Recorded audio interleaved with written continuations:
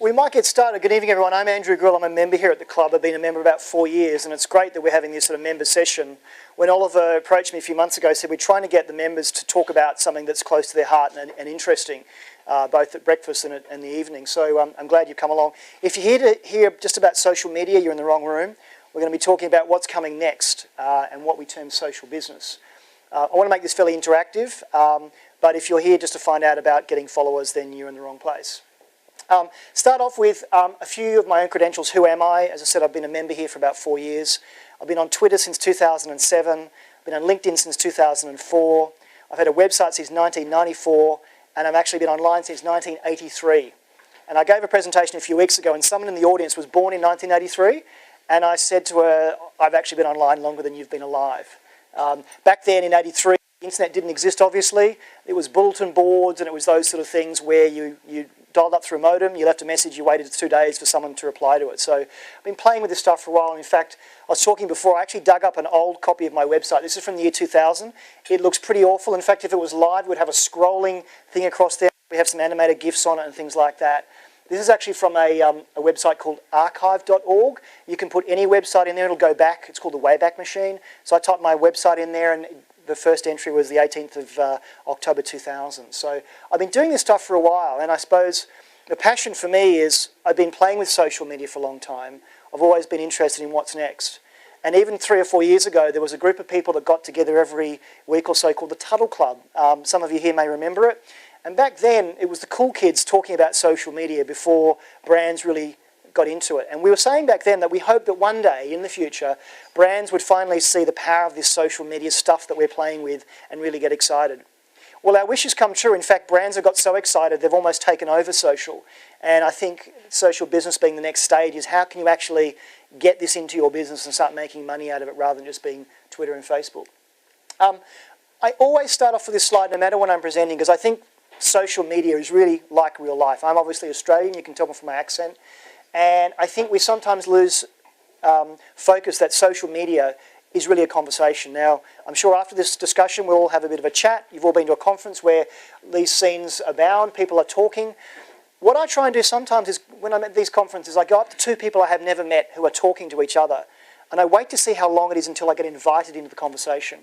Sometimes it's 7 seconds, sometimes it's 7 minutes. The 7 minutes was obviously I was very boring, but I waited to see what they were talking about and see if there was something of value that I could add. And I think this is really important for brands to remember when we're talking about social business or social media. You've got to be invited into the conversation. If I'm having a discussion here with John and someone comes in between us and says, drink more Coke, that's called an advertisement. And we would probably say, that's not really what we want to talk about, can you please go away? But if John and I were talking and Drew over there wanted to get into our conversation, he'd have to listen for long enough to say, can't help but overhearing, there's something I'd really like to add to that conversation. So while we're programmed as humans to have a social discussion, when we go back to work and become brands, we go, Twitter, Facebook, here's another channel we can absolutely ram some marketing messages out there, and we hope that someone will actually see them. What I'd like to do is try and help you get get social media out of the marketing department and into other parts of the company. And tonight I want to explain how we can do that. There's a video I'm going to show you, which is one of my favourites. It's from a BBC show called The Revolution Will Be Televised. It was on a few months ago. It's not on air anymore.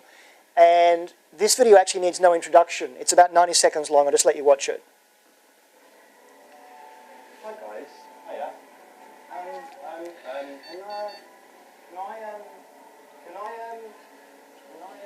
Can I be your friend? Can I be your friend? Yeah.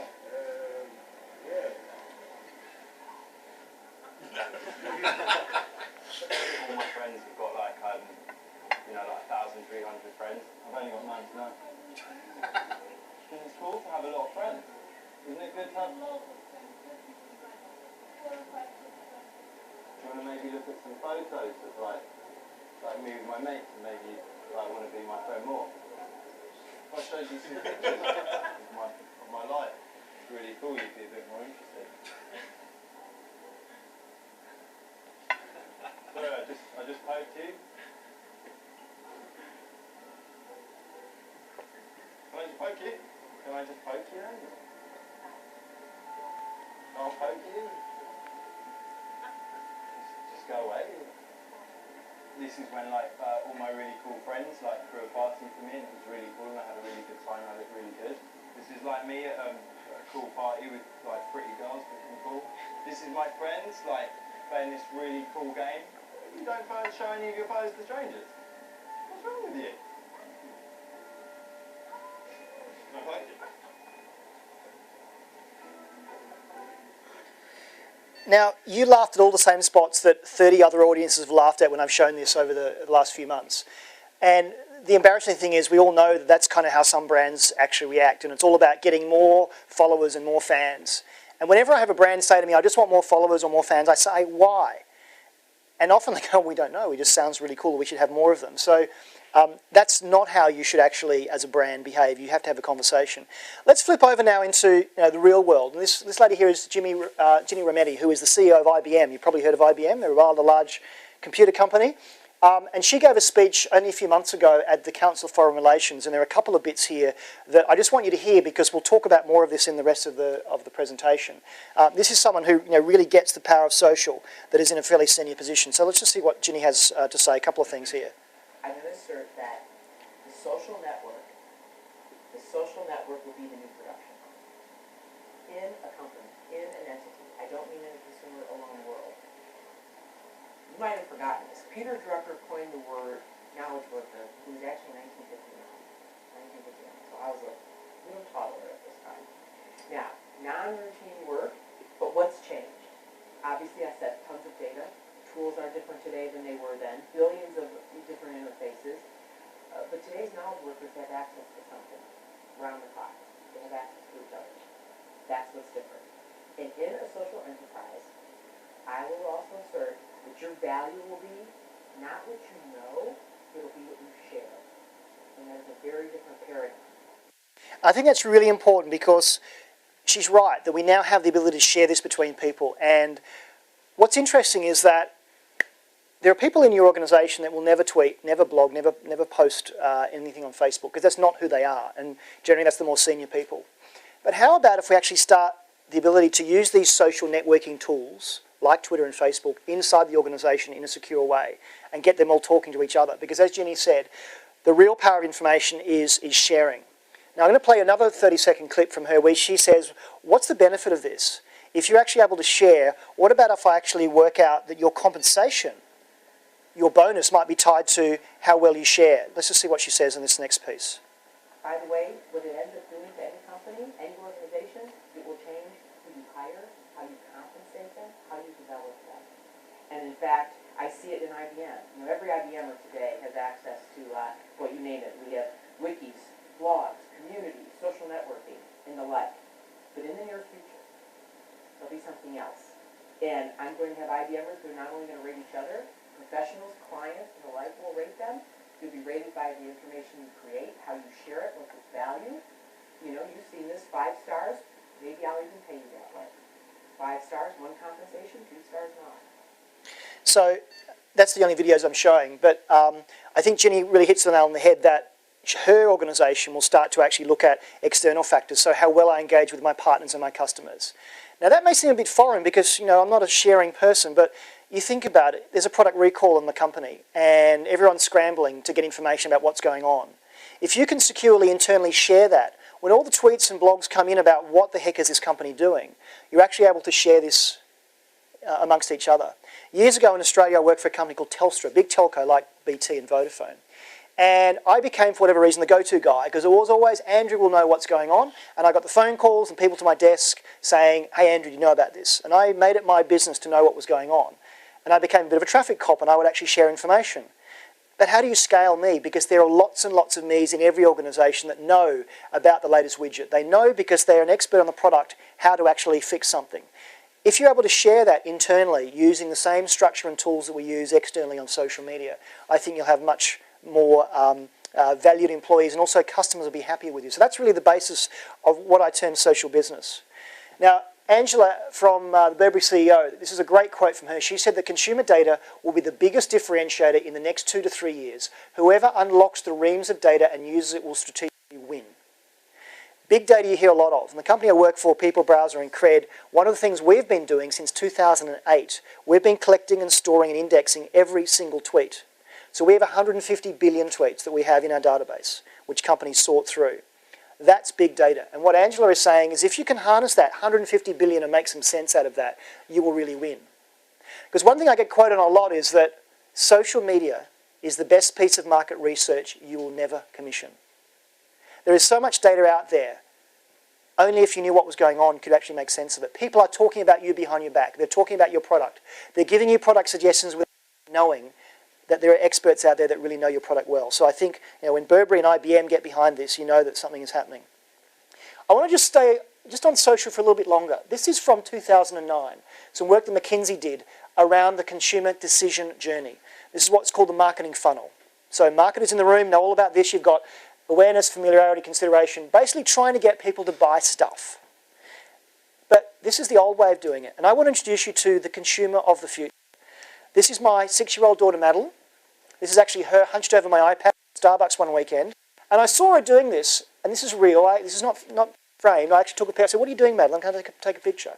She was looking at the reviews of this iPad app because she said, "Daddy, I want to see what the reviews are like to see if we should get this game. It looks really good." I said, "Why are you doing that?" "Well, Mummy looks at Amazon reviews when she wants to buy something to see if it's any good.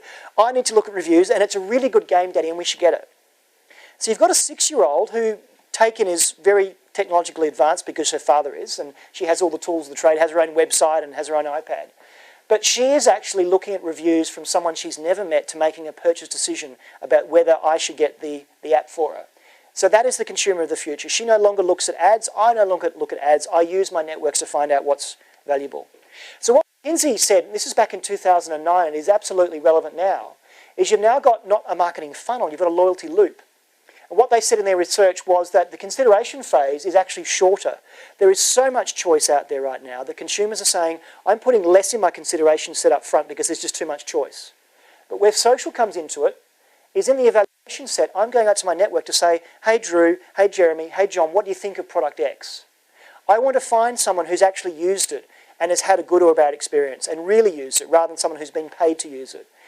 What happens though is if I then buy it and I say it's fantastic, I enter the loyalty loop and I never leave. And I will be an advocate forever. And what you want to do is find customers who are going to go into that loyalty loop and you don't have to work as hard to get them back in there again. Now this is, I think, where social comes in, social business comes in and is impacting traditional marketing already. I have a personal story about how I've seen a company that could have been a social business fail. Everyone's heard of EE and Orange and T-Mobile? I'm an early adopter, so back in October last year, I wanted to be the first person, or one of the first people, to get a 4G service. I actually went to their shop in Kensington High Street, stood out the front at 10 o'clock, went in. Cutting a very long story short, because there's a blog post about it, they sent me the wrong SIM card twice. 15 phone calls later, several tweets, I really got angry and I blogged about it. But what I did first is I used the Twitter channel. I said, hey, at EE, so want to go to 4G, but have been at 0G since yesterday. And there was a picture of no service. Anyone want to guess what their response to that was? They did actually reply. Their response was, at Andrew Grill, if you tweet either Orange Helpers or T-Mobile UK, they can help. Basically saying, sort it out yourself. If they were a social business, they would have known that Andrew Grill, who is also at Andrew Grill on Twitter, is a new business EE customer, and we have to serve him in a certain way. What they basically are saying here publicly is, we don't know who you are, go find your own solution. Now, what happened next was, I blogged about this. I got so annoyed, I thought, I've rung them, I've tweeted them, I'm not getting satisfaction, I've been without service for a whole week, I'm going to blog about it. And I did. And the Telegraph picked up on it, and they published an article, and they quoted me, which was very nice, and they linked my blog, and the traffic went through the roof because you then had big banks and big consulting firms reading the blog post saying, is this 4G ready yet? And there's my traffic. Normally I get a couple of hundred blog posts views a day. It went through the roof. It's had more than 10,000 views already. Lots of social sharing. And EE then said, okay, we better talk to you. So I went to the head office in Paddington. I got quite angry. I said, I want to meet the CEO. I want to meet to Olaf, and I want to speak to him about what's going on. I said, we'd love you to meet Olaf, but he's actually next door in a board meeting talking about your blog post. It's really caused a few issues around here. What I said they should do is have an advocate program. And I didn't think they would do this, but to their credit they did. And I said, you need to get 5 people, you need to give them a device for a year, and this is my free iPad, courtesy of EE, and 4G for 12 months as well. And my friends also have the same deal. And EE said is, yes, we'll do this, and all we ask of you is that once a month you tweet or blog about your experience, good or bad. No holds barred. Whatever you want. To their credit, that's pretty gutsy. Now what it's done is I now have a direct channel back to EE. I deal with their PR department. I've been told that the people I'm dealing with are the same people that Jonathan Ross deals with when he has a problem. So I'm treated like a celebrity. But what I've found, though, is people that are putting things on my blog saying I'm having the same experience, I'm now feeding them into the back channel and they're being fixed. So the whole thing is you've now got 5 advocates out there that actually want this to work. I want 4G to be successful for EE. And I'm transparent. So I've told you I have a free device. But I don't always say they're perfect. In fact, the other day they were at a conference and they said some things that were wrong. And I tweeted what is being said is wrong. And I was quite comfortable saying that because I knew the whole story. What happened next was we had people that weren't on the advocates program. I've had a bad problem as well. I sent the issue through the back channels and they were saying, it's come up trumps, isn't this amazing? So I'm now become an advocate. The issue with advocates out there, and I run Cred, which is an advocate influencer company, is I've got my brand on the line. And a real advocate, someone who's not paid to tweet about these things, is going to say, I need to be objective because if I say I've got an EE device and I've got it for free, and I always say EE is wonderful, you'll say he's been bought. So I'm putting my own brand on the line, and this is where this comes in. And so people were even talking about the advocacy program. Is this crazy of EE? And the piece de resistance was I was in Switzerland a few weeks ago and Sky News called me and said, we're doing a piece on the 4G auction. You seem to have had an engagement with EE. Can you come to the studios? I said, well, I'm in Switzerland today. So they said, why don't do a Sky interview, So I was on Sky News all day. I kept tweets, you're on Sky News again. It's like, I haven't seen it, I'm in Switzerland. So here's a guy that you've never met who wrote a blog, got a free iPad and then was put on Sky News. So individuals can become very influential without even knowing it. And it's great to have this story. It's, as I say, the gift keeps on giving. It's about something that really happened. One of the more famous examples was United Breaks Guitars from 2009. A guy called Dave Carroll was looking out the window and United were throwing his guitar on the ground. They broke it. 9 months of hassling later, they still said, we don't care. And he said, I'm a guitarist. I'm going to write 3 songs about you. The first song was called United Breaks Guitars.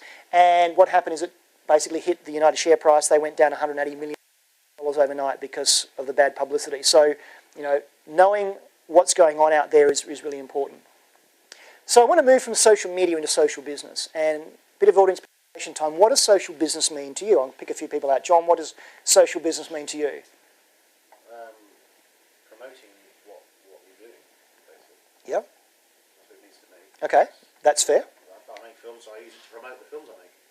Drew, what do you think is a social business? I think every business has got to be a social business because it's about customer interaction. It's like when you walk into a store and they give you information. I was in the camera store this morning asking about different devices. Well, I could have done that online as well.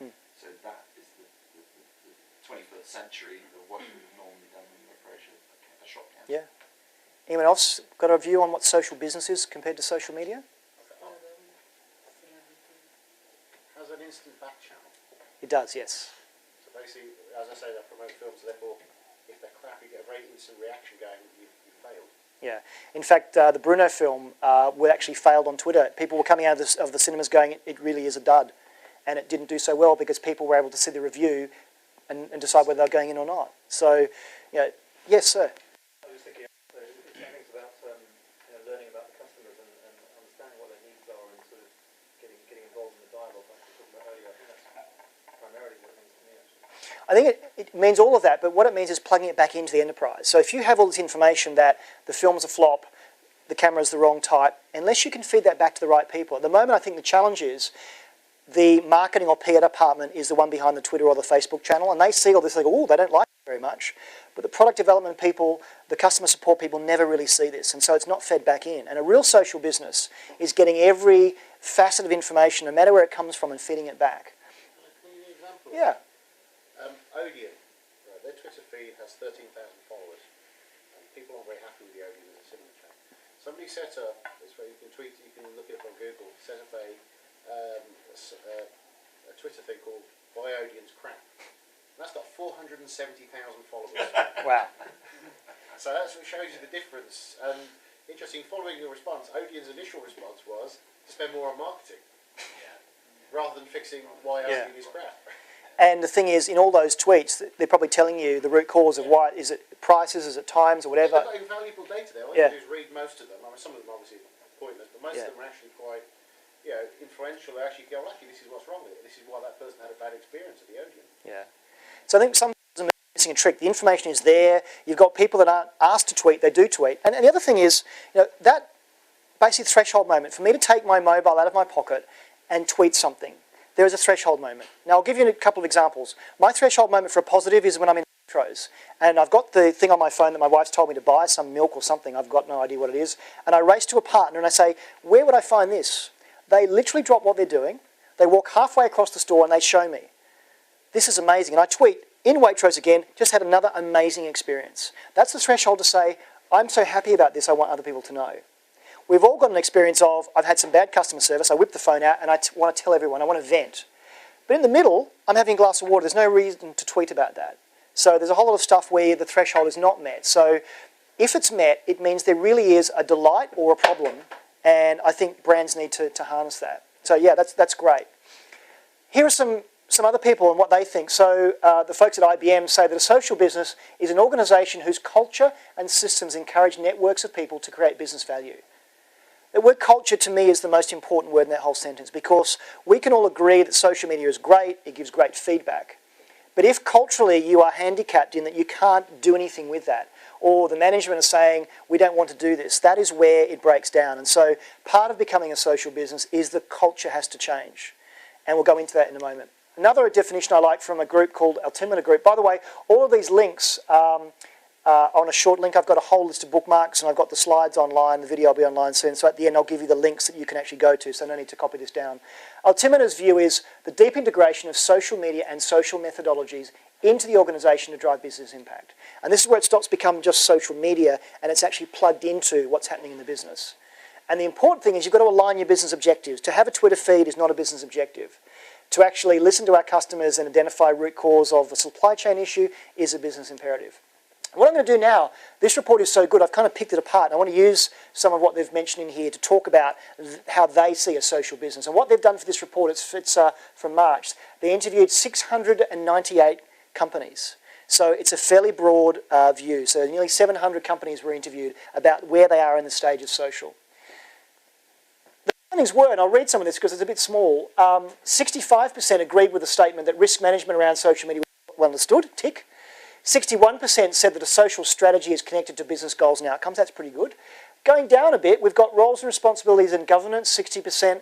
Top executives are informed, engaged and aligned, 52%. So 48%, nearly half the company, or half the companies surveyed, thought that their senior management were not aligned. And that's the real problem at the moment. Further down the list, social strategy has a roadmap. Long-term vision, 48%. Now it goes into danger zone. We've got clear metrics used throughout the organisation that associate social activities and business outcomes, only 34%. So basically what that is saying is only 34% of companies have aligned what they're doing with social with the business benefit. And this is US.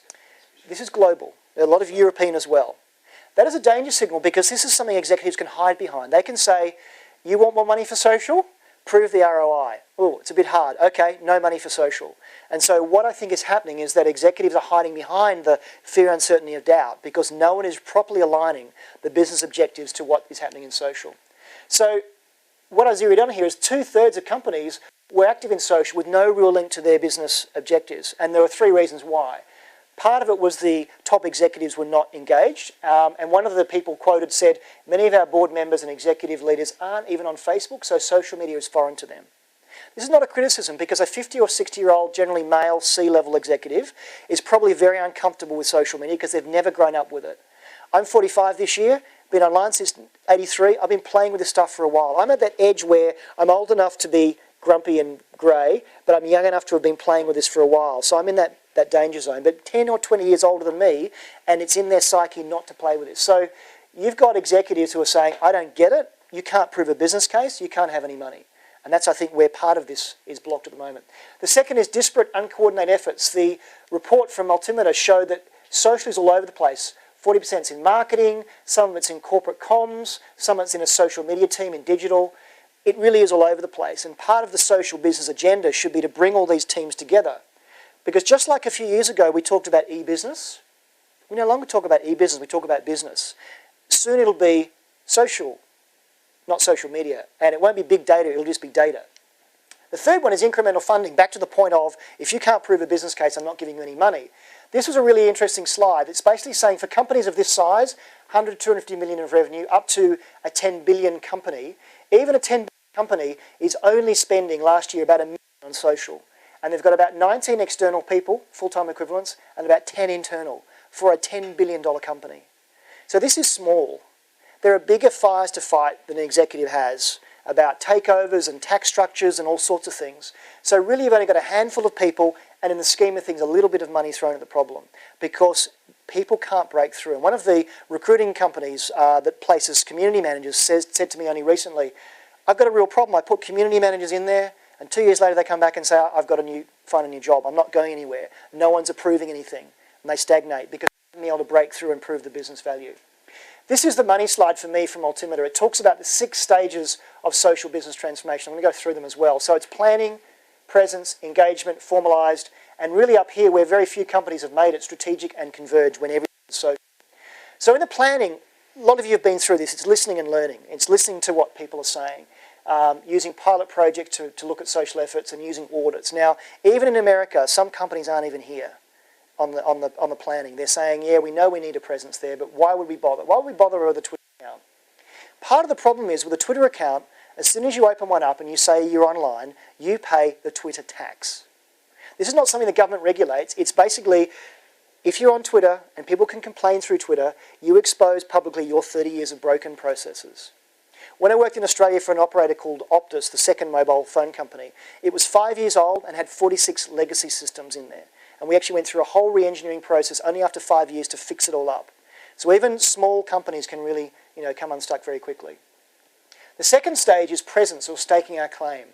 Now, here you're still not engaging. Basically, you want to pass on engagement here because you can be distracted. You want to listen to what's going on. Are people saying bad things about movie times? The temptation is to say, let's jump in there. But if you jump in, do you have any sort of process to do anything with that information? And you want to develop some shareable content. I mean, part of this is not just about tweets and pictures of Facebook of kittens and like this if you're having a good day and share this if you're having a bad day. That's rubbish. There's no real shareable thing there. So if I go to John and I say, are you having a ... day today? John would go, what are you on about? But I see so many brands who have a Facebook post and they want engagement through that. That's rubbish. When we do move to engagement, you actually want to have conversations that are meaningful. So again, if you have those silly, frivolous conversations, people will ignore you. If it's a movie house, why not talk about the latest movie or the way it was shot or, do you think Keira Knightley will win or those sort of things? You can also use engagement and influence, and we talked about influence before, to speed paths to actually get people to talk about your brand as well. And when you are engaging, you want to have direct support, but also allow people to talk to each other. Some of your best advocates will actually self-assemble online. They'll actually talk to each other. BT have a forum, and one particular lady spends 40 hours a week replying on the forum on behalf of BT. She's not paid to do that. She is so wedded to the brand, so likes the community, she actually does that. Another mobile phone brand here called GiftGaff, they have about 20 employees. The rest is all done through social. And basically the members are empowered to help each other out. What you need to start doing though when you're engaging, have a risk management process. And there are so many companies that I know have evacuation procedures and fire drills, and they practice this every quarter. No one seems to have a social fire drill. If someone says something bad about you, what do you do? Who has the keys to the Twitter feed? Who can actually do something? Who has the ability to provide information? And you actually want to foster employee engagement. So now that you're engaged externally, this is where you can start engaging internally. And there are tools like Yammer. Who here's heard of Yammer? Yammer is essentially a corporate Twitter. So Yammer is free. All you need is a corporate domain. So we've set one up here for cred. And this allows the people I work with to talk to me in a private way. So this would allow you to start sharing things at a very low cost within the organisation. And I bet that probably 1% of the organisation would start using Yammer because it's like, why would I do this? What will happen though, that if John and I are using it, I keep using you John, but you're closest to me, if we seem to have the best information on all sorts of things going on, then how come you have all this? They're using that Yammer thing, we should get that. We might be in with the crowd as well. The next stage is the formalised, organised for scale. This is when you start to need an executive sponsor. You need someone at the C level who's, we're going to give you some money for this. And I'll start reputation that we're actually going to build a business around this. What Altimeter suggests, and I'm kind of iffy about this, is they say create a centre of excellence. That can actually be a good thing and a bad thing, because what can happen is the centre of excellence becomes the help centre, and it's like, oh, they know about Twitter, we'll go and talk to them. You really want to get it out into the different parts of your organisation. The governance thing is where the culture is, and you need someone who has some governance to say, we're having one Twitter feed, not 45. We're having one Facebook page, not 8. And people that are allowed to do that. So this is when you really start to embed all this social stuff into the business. It starts to get really serious. We're up to stage 4 now. This is when you start to become a social business, and you've now got to integrate it into all parts of the business. You've got the executive engagement. You've got a steering committee. This is really important. This is something you're doing for real rather than just playing with Twitter. And you're now pushing all these social operations out into the business units. So HR are using it. Sales are using it. And this is from the report as well. Here are the different areas where social business can be used. So marketing and comms, looking at supporting product development, getting feedback. Customer experience, talking about problems that people are having. Sales is obvious. Finance, internal social networks around financial issues and maybe policies.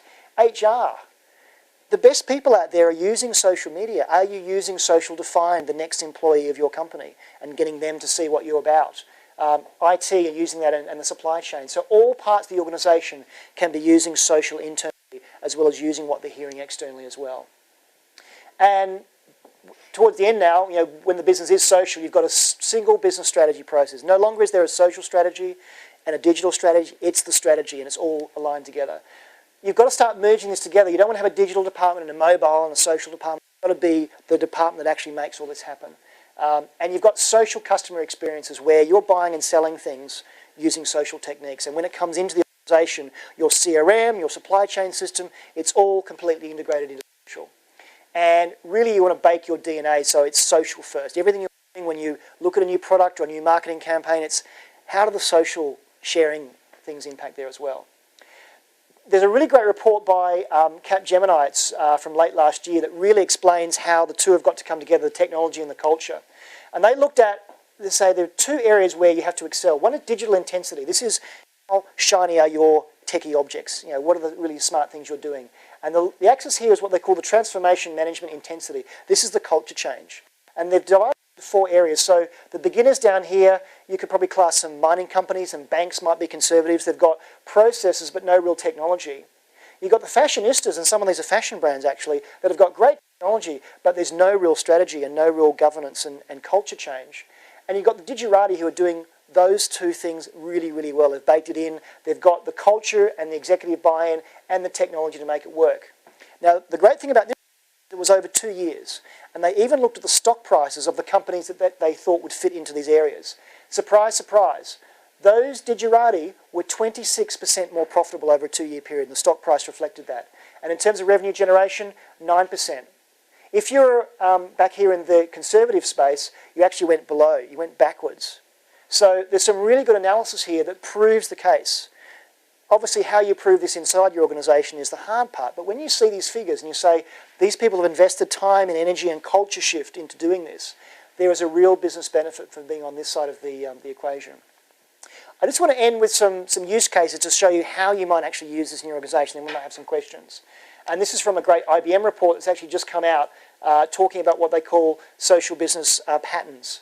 And so finding expertise, both inside and outside the company, the right people or publishing the right content internally. Back to the go-to people. How do you find your go-to people?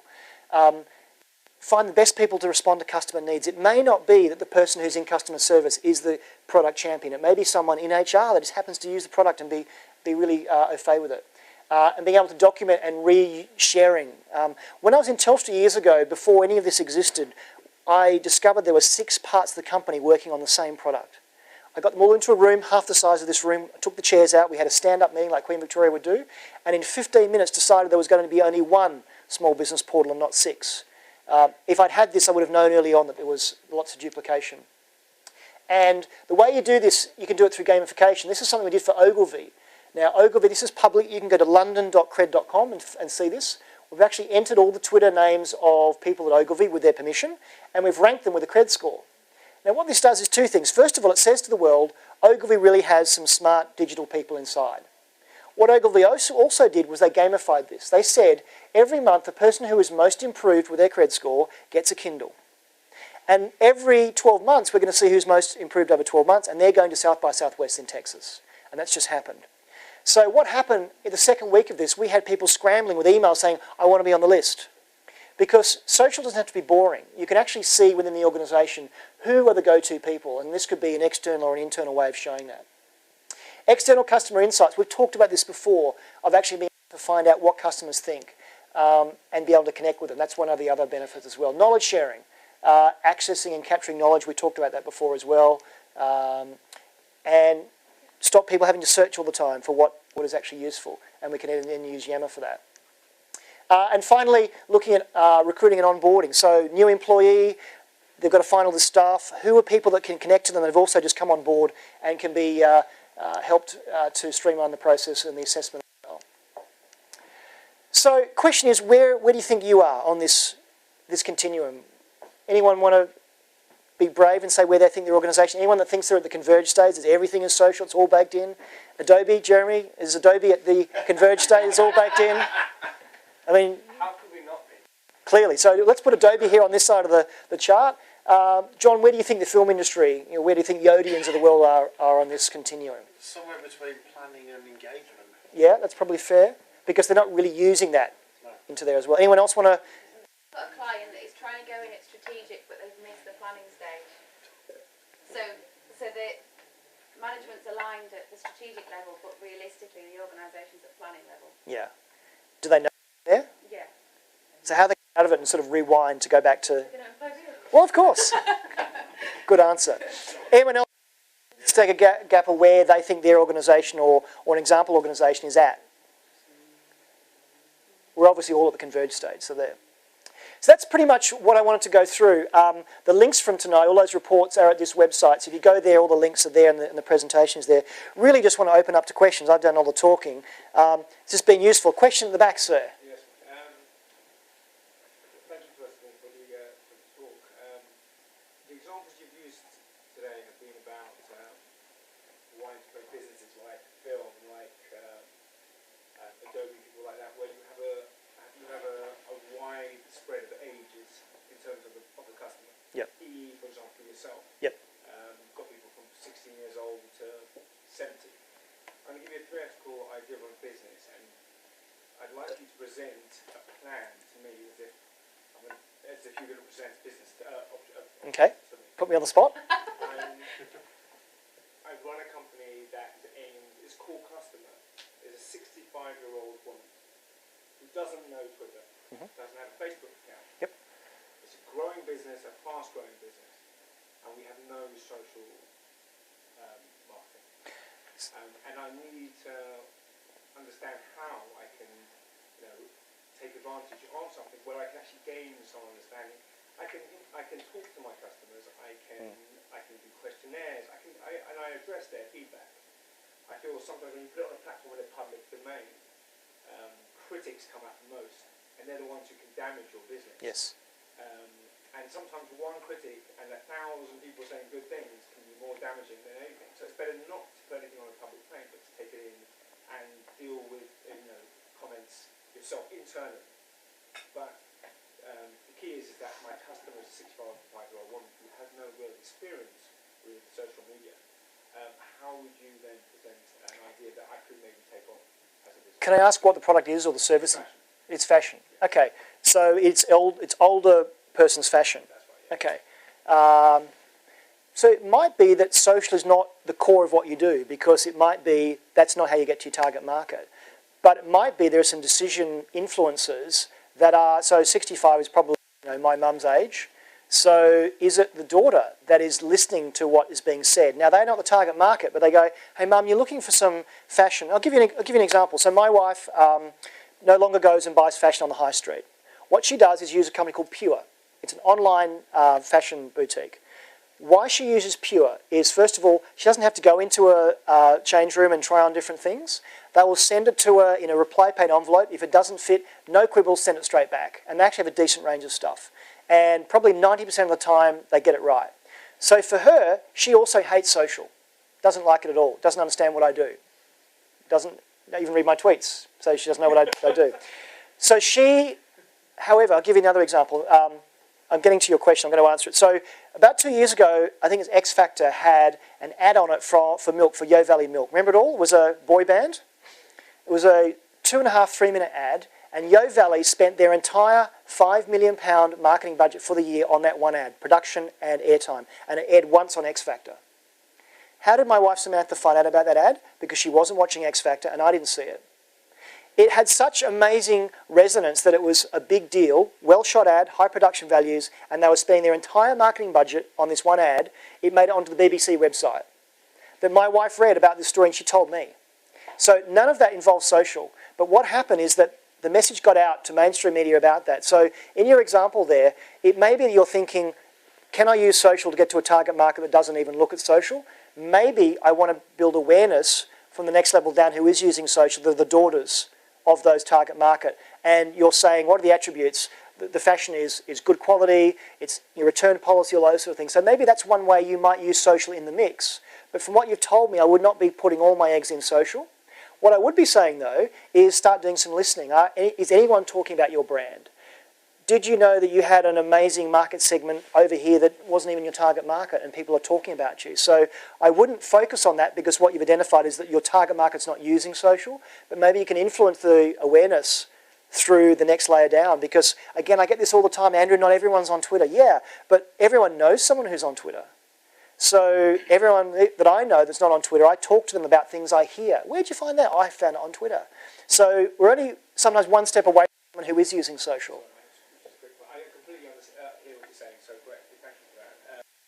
But then, for example, if you are going to go onto that platform, like you say, and aim at the daughters, and that's obviously something that I'm really aware of doing, it's the right way to go. But also you want to be ahead of the competition. You want to make sure that eventually, and obviously your customers are going to be more, they're going to go, understand and eventually go on to Twitter and so on. Yep. But where would you actually aim at? Do you go to, blogging, for example?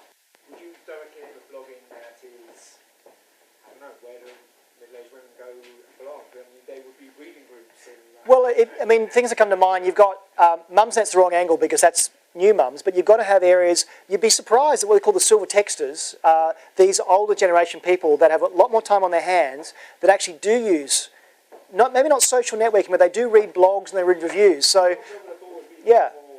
What I would be doing though, Jeremy is itching to sell an Adobe product here, but just stand by, wait please. But just to finish what I was saying, just The fastest growing demographic on Facebook right now is 50 to 65. Like by far, in a way, the fastest growing demographic. I'm not disagreeing with what you're saying because I agree with most of it, but is it not that instead of discounting that these people aren't interacting on social, so therefore we should use other channels, Maybe need to get on. as opposed to there's an education piece about the second that she gets turned on to the fact that Facebook's there, and oh my gosh, there's a whole community I didn't even know existed, with all of my friends and peers and people the same age that are introducing me to fashion brands that I didn't even know about. Yeah. To me, that would be the big play. So there are two things there. You need to be there ahead of the curve. The second thing is listen to what your competitors are doing because they may be doing something you hadn't thought about. And again, if they're out there publicly on social, you can hear them. So I will be listening to all of your competitors, maybe people that are like you as well, and they might have hit on, we're on Facebook already, ready for when they're going on there. So I'll be listening, I'll be using all that intelligence and making sense of it. Yeah, good question. Anyone else want some free consulting? That was a great question for free consulting. Any other questions at all? No, well, thank you so much for listening. I hope that was useful. Deliberately, it was not all about social media. It was more about where social business is going. For a lot of you, this is probably hard because you've got executives, as I say, who are saying, we're not going to invest in this just yet. But we've seen the examples from the Burberrys and the IBM saying, this is where we're going to go. This is the future. The technology is there. It really comes down to a cultural mindset as well. So thank you very much. Let's have a drink at the bar. Thank you.